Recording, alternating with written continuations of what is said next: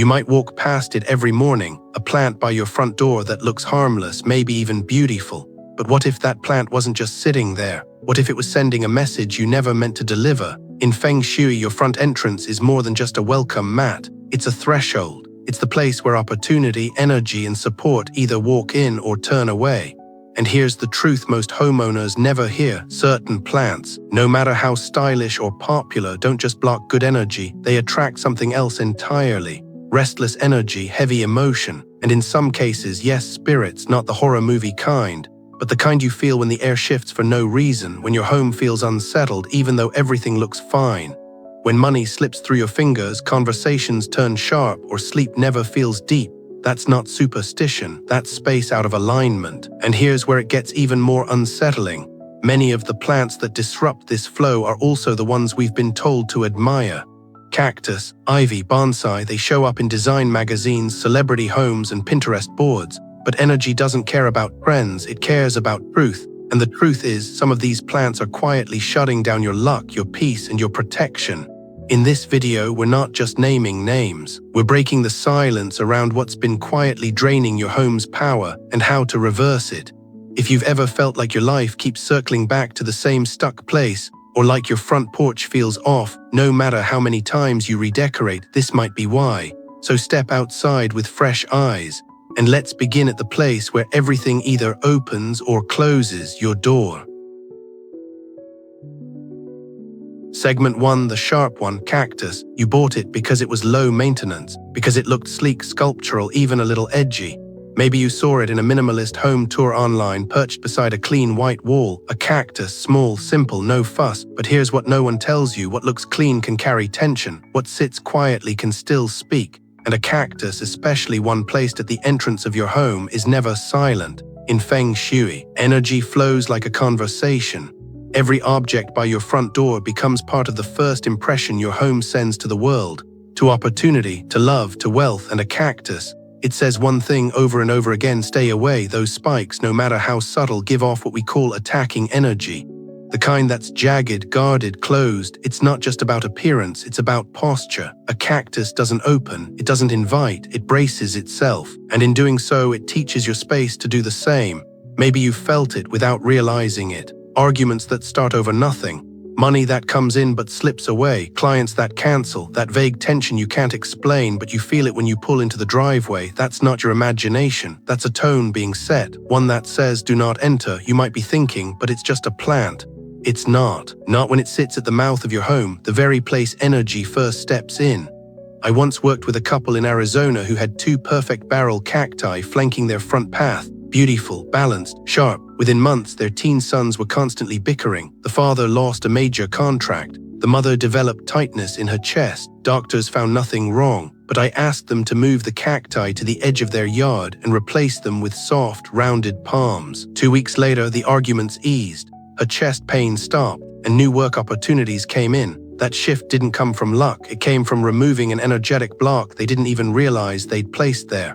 Cactus energy isn't bad, but it belongs in places where boundaries are needed, not where warmth is supposed to flow. A home gym, an office, a meditation space. Somewhere that benefits from solitude and focus, not your front door. That's the difference. It's not about being trendy, it's about being aligned. When the entrance of your home whispers caution instead of welcome, the universe responds accordingly. Support hesitates, peace stutters, and your nervous system picks up on the signal even if your conscious mind doesn't. So what do you do if you love your cactus? You don't have to toss it, relocate it, place it where its protective energy becomes a strength, not a block. And if it must stay near your entrance, buffer it. Add soft stones, round parts, gentle lighting, elements that shift the tone from sharp to grounded. But remember this, your front door is a handshake to the world. Let it speak with kindness, not caution, because when the first thing that meets you at home is a wall of thorns, your life slowly starts to mirror that message. Not all at once, but day by day, thought by thought, mood by mood. That's how energy works, quietly, constantly. And you deserve more than a home that defends itself. You deserve one that welcomes what you've worked so hard to call in. So ask yourself, is the message at your front door pushing life away or letting it in? Segment 2, the forgotten one, dead or dying plants. It's the part you meant to replace last spring. The plant that once bloomed but now lanes, brittle and colorless. Maybe it was a gift. Maybe it was just something you kept because it felt wrong to throw it away, so it stayed by the door, on the porch, or near the steps, turning more gray with each passing week. And here's the truth no one ever told you. In Feng Shui, a dying plant isn't just a sad decoration. It's a declaration, a quiet message that says, I've stopped paying attention. Energy is literal. What you allow to wither without action becomes a symbol of what you're silently tolerating in life. Not just in your garden, in your relationships, in your finances, in your dreams. That little part by your door doesn't whisper growth or vitality. It echoes stagnation, neglect, and emotional fatigue. And over time, that echo spreads. Maybe you've noticed mornings that feel heavier, ideas that don't quite form, motivation that slips away just as you reach for it, conversations that repeat themselves but go nowhere, a sense that something's stuck and you can't put your finger on what. That's the power of dead energy. It doesn't crash into your life, it just settles in and lingers, quiet, consistent, heavy, and your subconscious notices even if you don't. Every time you walk past that fading plant, your nervous system registers decline. You see dryness, decay, stillness, and your inner world responds in kind. Your urgency softens, your clarity dulls, your threshold becomes a mirror for something you've been avoiding, the fear of letting go. One of the most common reasons people keep dying plants is memory. It meant something once, it bloomed during a good year, it reminds you of someone, but memories don't justify holding on to energetic blocks. Not when those blocks are quietly shaping your home and your life. In Feng Shui, everything near the front door is a signal, not just to guests, to the universe. And a dying plant says, I accept less than full vitality. I allow things to fade. I'm not ready to clear space. But here's the shift. Letting go isn't rejection, it's release. Just like pruning a tree invites new growth, removing what no longer thrives creates room for something alive to take its place. One client of mine in California had a dried-up succulent by her mailbox. She hadn't even noticed it anymore. Over time, her mail piled up. Bills got delayed. She had minor conflicts with neighbors that felt off. When we removed the plant and replaced it with a vibrant fern, everything shifted. The mail came on time, a neighbor apologized, and she said something that stuck with me. It feels like this space can breathe again. That's what we forget. Dead plants don't just hold decay, they block air, light, movement. They block you, so go outside, look around. Are there leaves that have dulled? Soil that's dry and forgotten? A plant you're avoiding eye contact with? That's your invitation. Wrap it gently, thank it quietly, let it go, and bring in something fresh, vibrant, and rooted in your intention. Not just because it looks better, because it signals a new energy. One that says, I'm paying attention again, I'm ready to move, and I no longer make space for things that no longer live. That's not just gardening, that's alignment, and your home, your future, feels the difference. Segment 3, the beautiful grief, weeping willow. You wouldn't be blamed for loving it at first sight. The weeping willow is elegant, poetic, almost cinematic. It sways like a soft memory, it leans like it's listening. And in a world that moves too fast, it feels like the kind of tree that understands slow sadness. Maybe that's why so many people plant it near the front of their home, searching for peace, softness, a bit of nostalgia. But here's the truth, not everything that looks gentle brings harmony.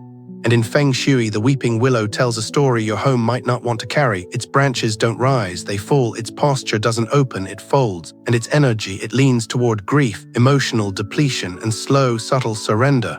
When placed near the front of a home, it doesn't create privacy, it creates heaviness. A fog that's hard to name but easy to feel. Maybe you've known it. That slow drag of the day, that strange tiredness even when you've slept well. That desire to stay home, to stay small, to cancel plans and say maybe next time. That isn't always a mood, sometimes it's mirrored energy. And the weeping willow is a mirror many homes don't realize they've planted. It reflects unprocessed emotion, sorrow that hasn't spoken, pain that's been honored but not released. It's beautiful, but it repeats what you haven't resolved. That's not judgment, it's reflection, and many people don't choose it at random. I've worked with families, especially those who have experienced loss, who feel drawn to this tree. It feels comforting, familiar, but it also quietly anchors the pain they are trying to move past. One couple in Washington had a large willow near their front gate. It had been there for years. The husband said it reminded him of his grandmother, sweet, sacred, but over 5 years their health declined. Back pain, colds, strained family ties. They couldn't connect the dots until we addressed the tree. We didn't cut it down, we shifted the energy, added a tall metal sculpture, a motion light, a new doormat that said all that enters brings light. Within weeks, the air felt different, sleep improved, communication softened, and a long-lost insurance check arrived in the mail. Coincidence? Maybe, or maybe alignment had returned. That's the gift of Feng Shui. It doesn't ask you to erase your past. It asks you to lift it, to make space for healing, not by removing the memory, but by changing how it enters your life. So what if your willow is already there? Don't panic, don't grieve the grief, but consider what you can place nearby. A wind chime, metal not wood, to lift the energy. A plant that grows upward like bamboo or palm. A light source that welcomes the new. Because if your threshold whispers, "I'm still hurting," the universe doesn't send new beginnings. It sends echoes, and you've carried enough echoes. Now is the time to speak a new energy. One that says, yes, sorrow has lived here, but it no longer leads. That's the message you want your front yard to give, not one of collapse, but one of quiet strength, of release, of readiness, because your door doesn't just open into your home, it opens into the life you're allowing. Let the willow remain if you must, but don't let grief be the first thing that steps inside. Segment 4, the restrained dream, bonsai. There's something captivating about a bonsai. It looks so peaceful, so perfectly composed. A miniature world sculpted by patience and precision, and maybe that's why it shows up in so many homes, especially at the front door. It suggests order, balance, simplicity. But Feng Shui doesn't just read shape, it reads symbolism. And a bonsai, for all its visual grace, carries a story you may not want at the threshold of your life, because bonsai trees are not born small. They are made small, their roots are trimmed, their branches bent, their growth contained. It's not nature expressed, it's nature restrained. And when you place that symbol at your front door, the very mouth of energy, you're not just decorating, you're declaring, you're telling the world, come in but stay within my limits. Grow but only so far. Be beautiful but not too wild. You might not mean to say that, but your space says it for you, and the results, they're quiet but real. Clients with bonsai at the entry often report the same patterns, things almost taking off but not quite, opportunities that arrive but stall, relationships that feel stable but don't deepen. The home looks peaceful, but inside something always feels slightly compressed. A therapist I once worked with in Los Angeles had 2 bonsai trees framing her front porch. They were gorgeous, symmetrical, centered, but her practice had plateaued. Her clients weren't progressing, and she felt like she was holding space for others but not growing herself. We replaced the bonsai with peace lilies, tall, fluid, alive. Within a month, she noticed a shift, more aligned clients, clearer communication, a sense of momentum. Her porch hadn't just changed.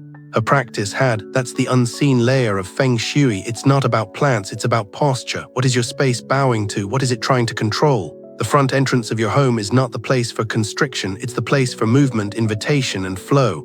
And a bonsai, as beautiful as it may be, doesn't flow. It contains, it preserves, it perfects. But in doing so, it can also prevent expansion, prevent abundance, prevent breath. So what can you do if you love your bonsai? You don't need to get rid of it, but consider moving it. Place it in a quiet corner of your home, a reading nook, a private altar, a meditation spot, somewhere reflection is welcome, but where energy doesn't need to surge forward. And if you must keep it at the front door, elevate it, surround it with upward growing greenery. Pair it with a mirror that reflects light, or tie a red thread around the base to signal conscious intention. The goal isn't removal, it's awareness, because everything at your threshold tells a story. And a bonsai's story is this: stay contained, stay composed, stay small, but maybe you're ready for a different story.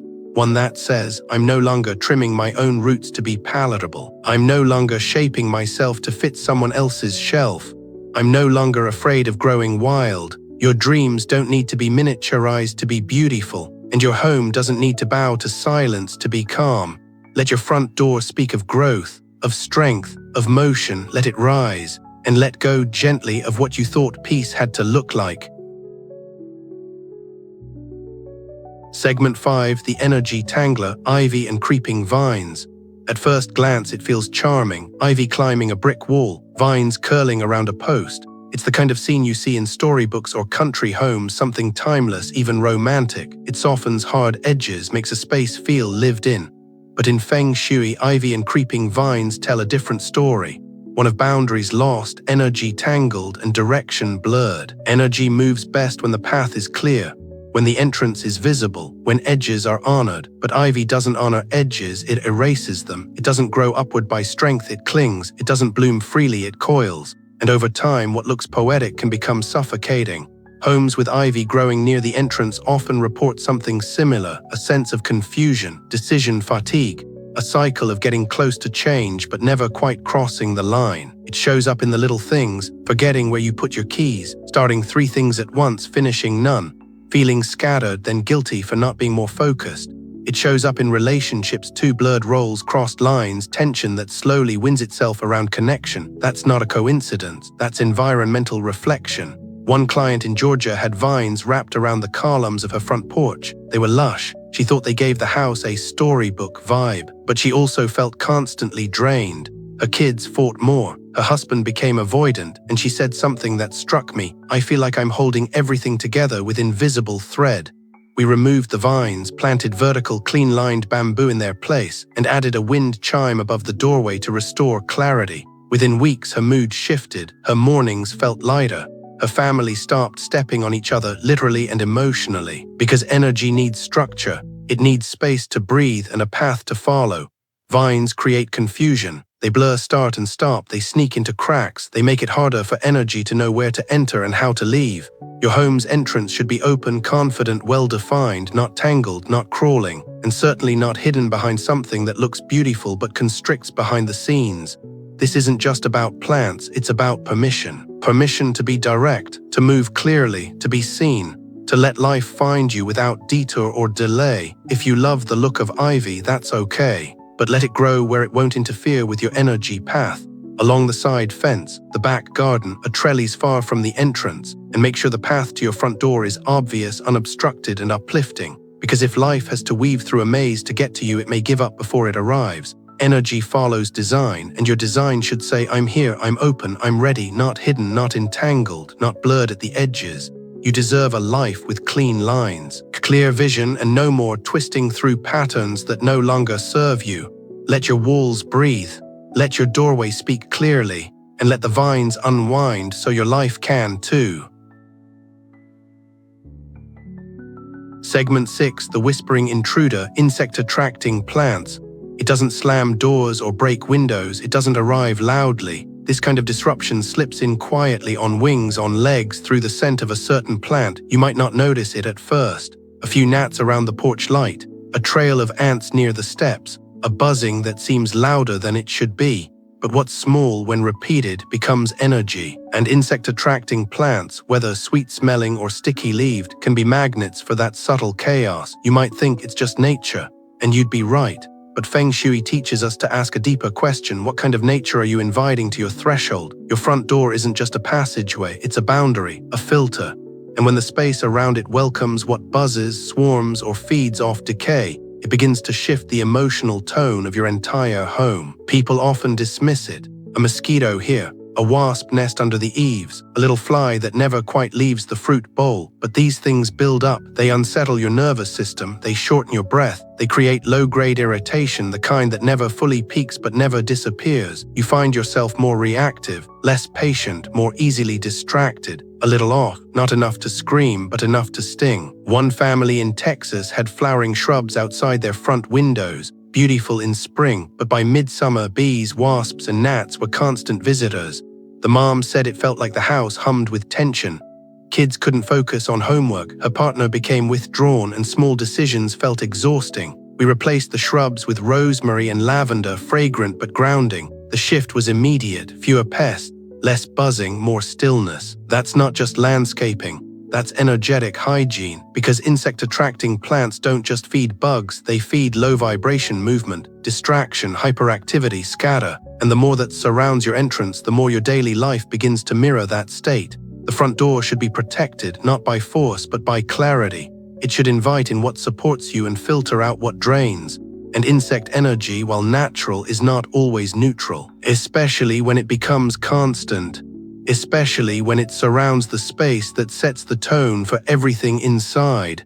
So how do you know if your plants are the problem? Trust your body. If you feel the need to swat, shield, or rush past certain corners of your yard, pay attention. That's your intuition signaling imbalance. And if your home feels more chaotic than calm, more rushed than rooted, don't just look inside. Look out front. What's buzzing where you live? You don't have to rip out everything, but you can redirect. Choose plants that steady rather than stimulate. Sage, boxwood, lemongrass, even potted succulents if they are clean and bug-free. And keep your threshold clean, no standing water, no decaying leaves, no sticky blossoms left to rot, because what lingers at your door lingers in your mind, and your peace is too precious to be chipped away by tiny wings. This isn't fear, it's respect for space, for silence, for the kind of energy that enters gently and stays softly. Let your doorway hum not with insects but with intention, and let your home return to stillness, one quiet breath at a time. Segment 7, the guarded beauty, thorny roses or bougainvillea. It's easy to fall in love with them, roses in full bloom, bougainvillea draped over a white trellis like something out of a dream. Their colors are rich, their petals soft, their presence undeniably romantic, but beneath that softness there's warning. There's a sharpness you can't see until you get close. And when placed near the entrance of your home, that contrast becomes more than a design choice. It becomes a message. Feng Shui isn't about hating thorns. It's about understanding what they represent and where that energy belongs. A thorn is a signal, come close but don't come too close.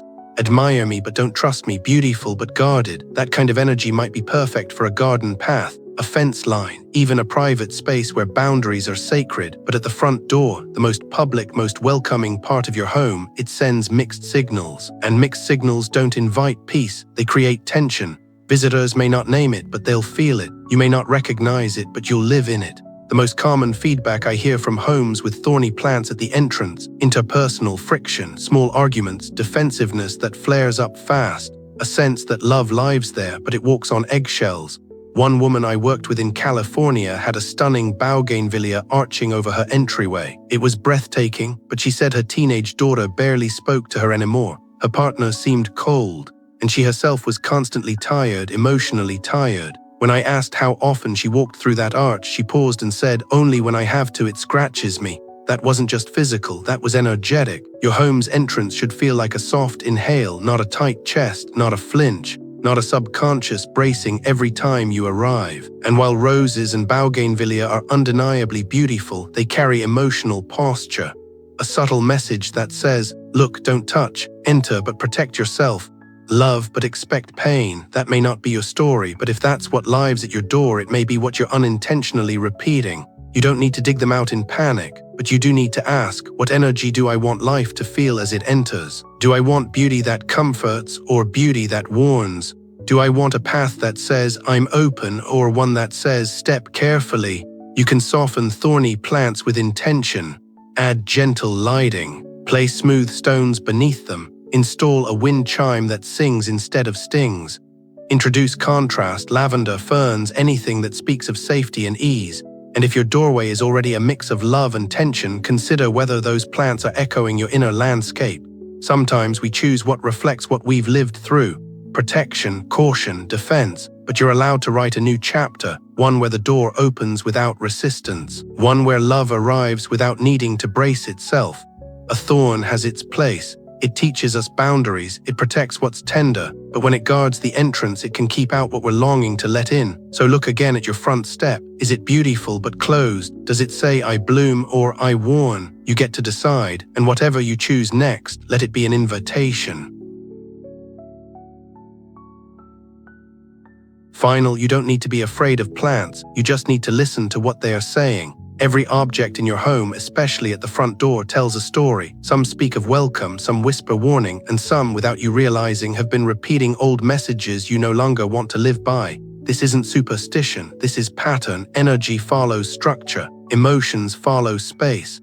And when your home speaks clearly, so can you. What looks like a simple plant is often an anchor. For fear, for fatigue, for old stories you've outgrown. But when you choose with intention, when you design with feeling, you start to notice what opens and what no longer fits. This video wasn't about rules, it was about awareness, about reminding you that beauty without balance can still harm, that even gentle things like vines, like petals, like tiny thorns can hold back the peace you're craving. And now, see it, you see what that cactus has been guarding, what that withered part has been echoing, what those vines have been tangling not just outside but inside your life. So don't panic, don't throw everything away. Just begin, clear one step, replace one part, invite one breath of fresh energy in, because your home is listening and so is your future. The question is no longer, what do I need to fix? It's what kind of energy am I finally ready to allow in? And the answer is entirely up to you.